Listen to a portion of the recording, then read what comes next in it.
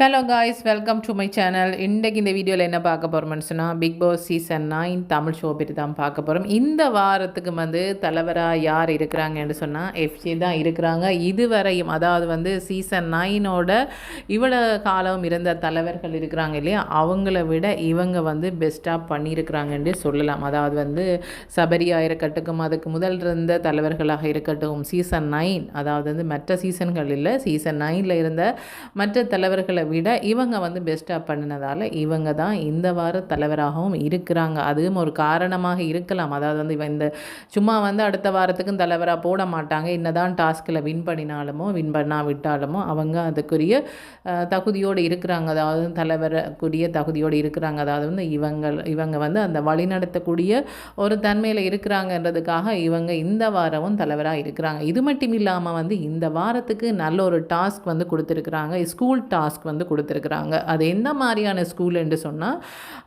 இந்த ஸ்கூலில் படிக்கிற ஸ்டூடெண்ட்ஸ் எல்லாருமே அங்கேயே தங்கி அங்கேயே படிக்கிற மாதிரி, அதாவது ஸ்கூலும் இருக்குது, அதே மாதிரி ஹாஸ்டலும் இருக்குது. அந்த மாதிரி தான் கொடுத்துருக்குறாங்க. யாரெல்லாம் ஸ்டூடெண்ட்ஸாக இருக்கிறாங்க, யார் பிரின்சிபல், யார் வார்டன், அதே மாதிரி யார் டீச்சர், தமிழ் டீச்சராக இந்த மாதிரியெல்லாம் ஒரு பெரிய லிஸ்ட்டே கொடுத்துருக்குறாங்க. இந்த ஸ்கூலில் இருக்கிற ஒரு ஸ்பெஷல் என்னென்று சொன்னால், மற்ற ஸ்கூல்ல எல்லாம் அதாவது ஸ்கூல் என்று சொன்னால் பிரின்சிபலுக்கோ டீச்சர்ஸுக்கோ தான் ஸ்டூடெண்ட்ஸ் பயப்படுற மாதிரி இருக்கும். இங்கே ஸ்டூடெண்ட்ஸ் எல்லாருமே ஒவ்வொரு விஷயத்துக்கும் பேர் போனவங்களாக இருக்கிறாங்க. ஒவ்வொரு ஸ்டூடெண்ட்ஸுமே ஒவ்வொரு ரகம் என்ற மாதிரி தான் இருக்கிறாங்க.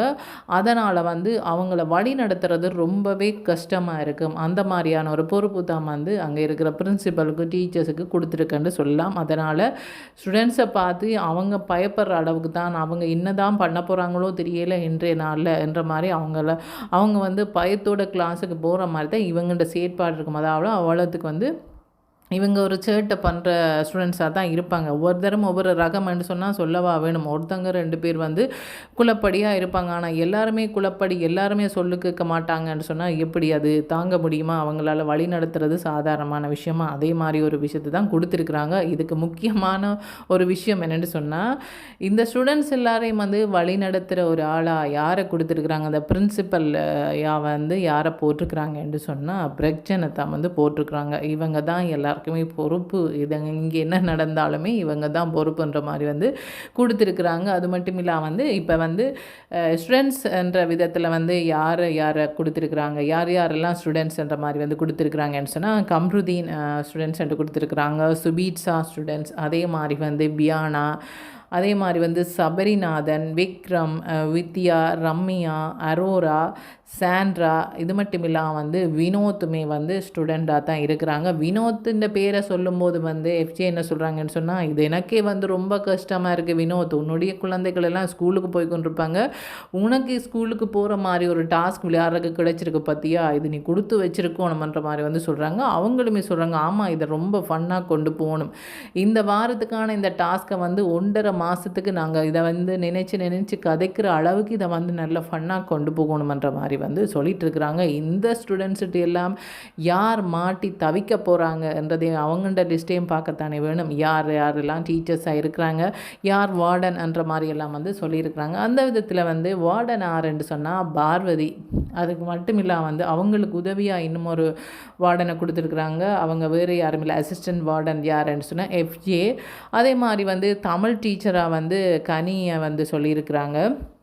அமித்தும் ஒரு டீச்சர்ன்ற மாதிரி சொல்லியிருக்கிறாங்க. இவங்க என்ன பாடுபட போகிறாங்களோ தெரியலை. இந்த ஸ்டூடெண்ட்ஸ்கிட்ட மாட்டுப்பட்டு இவங்களுக்கு இந்த பொறுப்புகள் கொடுக்கப்பட்டிருக்குது. அதை ஃபன்னாக அவங்க கொண்டு போவாங்க. அந்த விதத்தில் ஒவ்வொரு ஒரு ஸ்டூடெண்ட்டும் ஒவ்வொரு ரகம்னு சொன்னால் ஒவ்வொருத்தரும் ஒவ்வொரு விதமான சேட்டைகள் செய்கிறவங்களாக தான் இருப்பாங்க. இது எப்படியெல்லாம் இவங்க சமாளிக்க போகிறாங்க, எப்படி அவங்களுக்கு பாடம் நடத்த போகிறாங்க ஏன்னு சொன்னால், இந்த ஸ்டூடெண்ட்ஸ் எல்லாம் அந்த ஸ்கூல்லேயே அந்த ஸ்கூலில் படிச்சுட்டு அந்த ஹாஸ்டலில் தங்கி இருக்கிறவங்க தானே இருக்கிறாங்க. அப்போ அந்த ஹாஸ்டல்லையும் சரி ஸ்கூல்லையும் சரி கவனிக்கிறவங்களாம் யார் இருக்க போகிறாங்கன்னு சொன்னால் பிரக்ஜன் தான் இருக்க போகிறாங்க. எப்படி பிரக்ஜன் இதை சமாளிக்க போகிறாங்கன்றதை வெயிட் பண்ணி தான் பார்க்கணும். அது மட்டும் இல்லாமல் இங்கே ஒரு சின்ன ஒரு ஃபைட்டு நடக்குது. என்னென்னு சொன்னால், இங்கே ஃபைட்டுன்னு சொல்கிறத விட வாய் தகராறு, ஃபைட்டுன்னு அவங்க அடிபடுறது இல்லை, வாய் தகராறு என்ன நடக்குதுன்னு சொன்னால், இவங்க யார் விக்ரமை வந்து யார் வினோத் வந்து பேட்டி எடுக்கிறாங்க. நீங்கள் வந்து ஒரு நார்மலாக எப்படி இருப்பீங்கன்றதை காட்டிட்டீங்க, மிடிலாக எப்படி இருப்பீங்கன்றதை காட்டிட்டீங்க, இப்போ இனி இதுதான் உச்சபட்சம்ன்றதை இப்போ நீங்கள் காட்ட போகிறீங்கன்ற மாதிரி வந்து நார்மலாக விக்ரம்ன்ற ஃபேஸ் எப்படி இருக்கும், விக்ரம் வந்து ஒரு கொஞ்சம் கோவம் வந்து அப்படி இருப்பான்ற மாதிரியெல்லாம் காட்டிட்டீங்க. இனி இதை விட நீங்கள் எக்ஸ்ட்ரீம் லெவல் எப்போ நீங்கள் காட்ட போகிறீங்கன்ற மாதிரி வந்து கேள்வி கேட்டுக்கொண்டிருக்கிறாங்க. அதுக்கு வந்து மற்றவங்க வந்து யாரோ வந்து பேசுகிறாங்க, எப்படி நீங்கள் அந்த மாதிரி எல்லாம் கேட்கலாம், அவங்க வந்து பெர்ஃபார்ம் பண்ணிகிட்டு இருக்கும்போது நீங்கள் இப்படியெல்லாம் கேட்கலான்னு சொல்லும்போது சும்மா நான் வந்து நார்மலாக தானே கேட்டேன், அது எதுக்கு நீங்கள் பிரச்சனையாக எடுக்கிறீங்கன்ற மாதிரி வந்து சொல்கிறாங்க. யாராவது உள்ளே வந்தவங்க யாராவது வந்து வினோத் வந்து நல்ல ஒரு ஓட் வாங்கிட்டு இருக்கிறாங்க, அவங்க ஒரு நல்ல நிலையில் ஓட்டு அடிப்படையில் ஒரு நல்ல நிலையில் இருக்கிறாங்கன்றதை சொன்னாங்களோ தெரியாது. இப்போ இந்த வாரம் போன வாரத்தை விட அவங்க இதுக்கு முதல்ல வாரங்கள் எல்லாம் வந்து முதல் இடத்துல இருந்தவங்களாக கூட இருந்திருக்கிறாங்க வினோத். அதனால் வந்து அவங்கள பற்றின விவரம் தெரிஞ்சுதா தெரியலை, அதனால் வந்து கோவப்படுறாங்களோ தெரியலைன்னு சொன்னால் இவ்வளோ நாளும் வினோத் இப்படி கதைக்கும் போது இவ்வளோ பேர் வந்து ஏன் இந்த மாதிரி சொல்கிறேன், ஏன் இந்த மாதிரி கேட்குறேன்லாம் கேட்டது இல்லை. இப்போ வந்து கொஞ்சம் கோவமாக வந்து கதைக்கிறாங்க. சொல்லப்போனால் வந்து எஃப்ஜேயும் வந்து அவங்களோட வந்து பிரச்சனை போகிறாங்க, ஏன் இந்த மாதிரியெல்லாம் நீங்கள் கேட்குறீங்கன்னு சொல்லும்போது இப்போ என்ன பிரச்சனை, நான் கேட்டால் உனக்கு என்ன பிரச்சனைன்ற மாதிரி வந்து சொல்கிறாங்க. இது மட்டும் இல்லாமல் வந்து வினோதோட பேரை வந்து ஸ்டூடெண்ட்டாக சொல்லும்போதே வந்து இது எனக்கு கொஞ்சம் வந்து ஒரு இந்த பேரை சொல்கிறதுக்கு எனக்கு கொஞ்சம் கஷ்டமாக இருக்குன்ற மாதிரி தான் அவங்க சொல்லியிருப்பாங்க. சொன்னதுக்கப்புறமா வினோத் என்ன சொல்கிறாங்கன்னு சொன்னால், இவ்வளோ வன்மம் பார்த்தீங்களா, மனசுக்குள்ள இவ்வளோ வன்மம் இருந்தால் என்னை ஒரு ஸ்டூடெண்ட்டுன்னு சொல்கிறதுக்கு இவங்க கஷ்டப்படுறாங்கன்னு சொல்கிறாங்க. அவங்க என்ன சொல்கிறாங்கன்னு சொன்னால், ஆமாம் அது கஷ்டமாக தானே இருக்கும், நீ ஸ்டூடெண்ட்டாக ஸ்கூலுக்கு போகிற வயசா உனக்கு, அப்போ நான் சொன்னதில் என்ன தப்புன்ற மாதிரி வந்து சொல்கிறாங்க. அவங்க ஒரு ஜாலியாக தான் பேசிகிட்டு இருக்கிறாங்க, என்ன தான் இருந்தாலும் இது ஒரு கேம்ஸ் ஷோ தானே, அவங்க வந்து ஒரு ஜாலியாக தான் பேசிகிட்டு இருக்கிறாங்க. இந்த மாதிரியாவது ஒரு கண்டென்ட் க்ரியேட் பண்ணலான்ற மாதிரி வந்து அவங்க சொல்லிட்டு இருக்கிறாங்க. எப்போ பார்த்தாலும் பிரச்சனை பட்டு கொண்டு இருந்தால் பார்க்குறவங்களுக்குமே போர் அடிச்சிட்டும் இல்லையா, என்ன இவங்க பிரச்சனை படுறதையும் சத்தம் போடுறதை தவிர வேறு எதுவுமே இதில் பார்க்க முடியாது போல இருக்குது. இந்த கேமை என்ன மாதிரி இன்ட்ரெஸ்ட்டாக கொண்டு போகிறாங்க என்று பார்த்தா இவங்க என்ன சத்தம் போட்டு கொண்டிக்கிறதே ஒரு வேலையாக வச்சுக்கிறாங்கன்னு நினைப்பாங்க இல்லையா, அதனால் ஒரு கொஞ்சம் ஃபன்னாக கொண்டு போகிறாங்க. பார்வதியும் கொஞ்சம் ஃபன்னாக தான் வந்து கதைச்சிட்ருக்குறாங்க.